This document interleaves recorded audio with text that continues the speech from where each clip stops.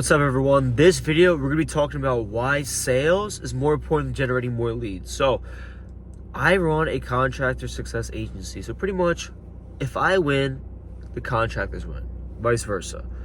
So what did I notice recently? I was working with this one plumbing company. I don't want to say their name, but their business is not doing so good, right?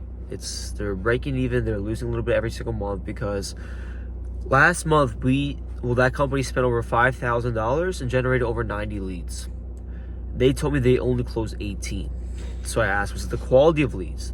They said no, the quality was fine.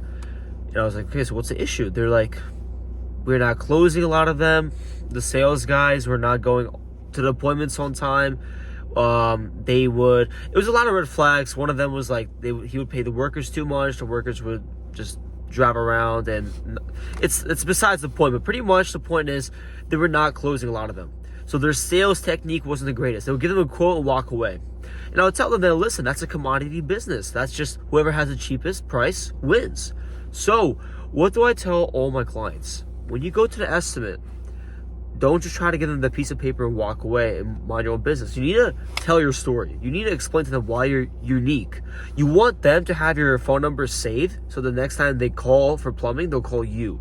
Or if they want to, if they're texting their friend, they can just share that contact. You see, make sure you have the contact saved in their phone number as much as possible. Even if you don't close a job, you have their contact saved. Say like whatever, you're like Bob Joe Plumbing, right? So when they search for plumbing on their phone, you would pop up. So it's really important that instead of trying to just get the estimate and walk away, talk to the homeowner, try to build trust, build a personality, show that you're a real human being and you have trust factor.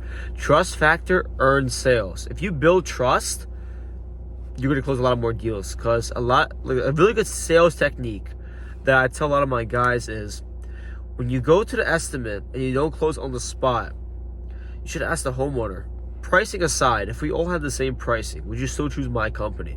Okay? And if they would say a different answer, then most likely it's probably pricing, or they just like somebody else more. But if they say, yeah, I'm going to go with you, then you got to understand what's the real objection. So you got to talk to them. Listen, I can work with you. Do you need me to talk about pricing? What do you need? Do you need me to talk about the process, for example? You got to talk to the homeowner. A lot of times they don't trust you, or you haven't earned their trust. So you still got to talk to them. One way I like to do for very basic textbook sales is you set frame of the conversation. You set the frame. So pretty much you tell the homeowner that, hey, let me go check out your property, see what's the real issue, see if I can even help your company or help you guys out, right? Then you have to tell them the process. So you gotta explain to them what exactly you do, so you sound more professional, you understand your authority, you know what you're doing. And then basically you need to ask them timeline. When do they want to start, right? So you basically kind of already want to schedule that job before you even give them the pricing. Okay?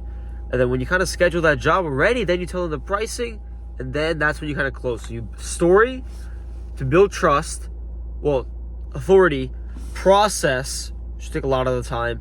So you tell the homeowner what exactly you're going to do, and then basically schedule, pricing, boom. And from 15 sales out of 90, you get 30 plus. So that's what you got to really be crucial on. So guys, if you don't know how to sell, book a call with me. I can give you some tips. I have a bunch of free PDF files for you to study and go off of. Because guys, I can do my part. You can do your part by getting the jobs, getting the leads. But if you cannot close them, then there's no point of generating them. Okay? You need to understand that, look, you either need to hire a sales guy, or you need to build your own sales skills. Okay? It won't happen overnight. It will take time.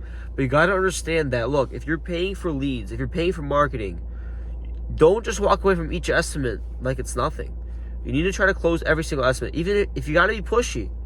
If they say they need to talk to their wife, right? Say, listen, I totally understand that. Is there anything I can be more specific, or any questions you have right now so you can tell to your wife? Something like that, right? You need to understand the true objection. Usually with the contracting space, it's mostly about price or trust, mainly about price. If it's about pricing, maybe if it's a big job, you can work payment plans. That's the last thing I would do. But you need to really find the true objection in sales. So guys, if you have any other questions on how to sell your leads, book a call with me in the description down below, and I'll see you guys on the other side. Take care.